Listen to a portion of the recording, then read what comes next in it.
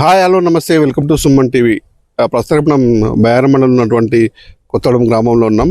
నిన్న మధ్యాహ్నం నుంచి మరి రాత్రి వరకు కూడా ఇక్కడ ఒక అగ్ని కీలం తెగిసిపడ్డాయి. సుమారు 100 ఎకరాల్లో మొక్కజొన్న పంటలు అగ్ని దహనం అయింది, ఆహుతి అయిపోయింది చెప్పుకోవచ్చు. ఈ విషయం తెలుసుకున్నటువంటి అధికారులు కూడా సంబంధించినటువంటి ఏడీఏ గారు కూడా కోటేశ్వరరావు కూడా ఇక్కడికి వచ్చి డిఈ గారు కోటేశ్వరరావు కూడా ఇక్కడికి వచ్చి పూర్తిగా ఇక్కడ పంటను పరిశీలిస్తున్నారు. మరి దీనివల్ల ఇది ప్రమాదం చోటు చేసుకుందని చెప్పేసి పూర్తిగా వాళ్ళ బృందంతో వచ్చి ఇక్కడ విచారణ చేస్తున్నారు. ప్రస్తుతానికి మనకు డిఈ గారిని వాళ్ళు అడుగుతున్నాం. సార్ నమస్తే, ఈ పరిస్థితి నిన్న నుంచి కొంచెం విద్యుత్కి ఆహుతి అనేది చాలామంది రైతులు ఆవేదన వ్యక్తం చేస్తున్నారు. సార్ మరి మీరు వచ్చారు కదా, ఏం చూస్తున్నారు సార్? పంట నష్టం అయితే ఏం లేదండి. పంట ఆల్రెడీ తీసేసుకున్నారు రైతులంతా, పంట నష్టం లేదు. మొక్కజొన్న క్రాప్ అయిపోవడం వల్ల ఈ సమ్మర్ వల్ల రైతులు వల్ల జరిగిందే తప్ప కరెంటు వల్ల అయితే కాదండి. దీనివల్ల పంట నష్టం ఏం లేదు. సుమారు 100 ఎకరాల్లో కూడా పంట నష్టపోయాము, లక్షల్లో కూడా ఆస్తి నష్టం వచ్చిందని చెప్పేసి రైతులు ఆవేదన వ్యక్తం చేస్తున్నారు. మరి మీరు పంటే లేనప్పుడు ఇంకా పంట నష్టం ఎట్లా జరిగిద్దండి? అలా స్కోపే లేదండి.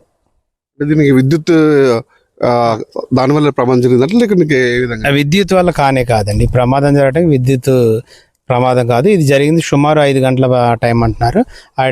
ఆ టైం అప్పుడు రైతులకు కూడా మనం 4:30కే 3 ఫేజ్ సప్లై బంద్ చేస్తాం. రైతులకి కరెంటు ఉండే ఛాన్సే అవకాశం లేదు కాబట్టి విద్యుత్ వల్ల ఈ ప్రమాదం జరగలేదండి.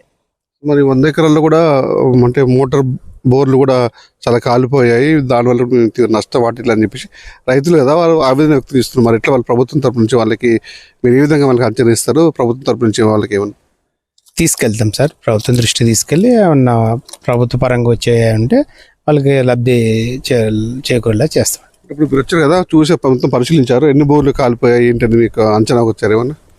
చూసామండి, 3 మోటార్లు కాలిపోయాయి. పైపులతో సహా 3 మోటార్లకి నష్టం వాటిల్లింది. రైతులతో మీరు మాట్లాడుతున్నారు, వాళ్ళు ఏం చెప్తున్నారు మరి మీరు?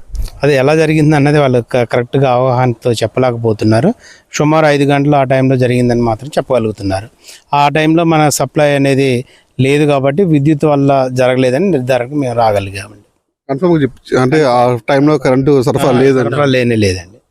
కాబట్టి విద్యుత్ వల్ల ఈ ప్రమాదం జరగలేదండి. ఎందువల్ల జరిగే అంచనా ఉందా? ఇక జనరల్గా ఈ వేసవికాలం కాబట్టి ఎవరైనా అగ్గిపుల్ల అట్లాంటి రైతులు ఏదన్నా జరిగి ఉండొచ్చు సార్, అంతే తప్ప మనం విద్యుత్ వల్ల అయితే పూర్తి నిర్ధారణకు వచ్చాం సార్. విద్యుత్ వల్ల జరగలేదు. విద్యుత్ అధికారులు ఇక్కడికి సంఘటన స్థానాలకు వచ్చి పూర్తిగా వాళ్ళు విచారణ చేపట్టారు.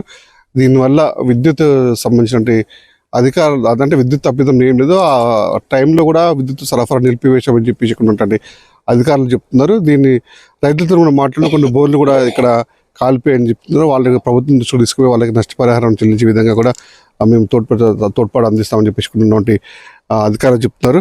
అయితే మొత్తానికైతే చూసుకుంటే సుమారుగా 100 ఎకరాల్లో కూడా లక్షల్లో ఆస్తి నష్టం జరిగిందని చెప్పేసి రైతులు ఆవేదన వ్యక్తం చెందుతున్నప్పటికీ ప్రభుత్వానికి అయితే నివేదిక అయితే అందిస్తాం. మరి నష్టపరిహారం విషయంలో ప్రభుత్వం జోక్యం తీసుకుందని చెప్పేసి ఇక్కడ అధికారులు చెప్తున్నారు. ఇది ఇక్కడ పరిస్థితి.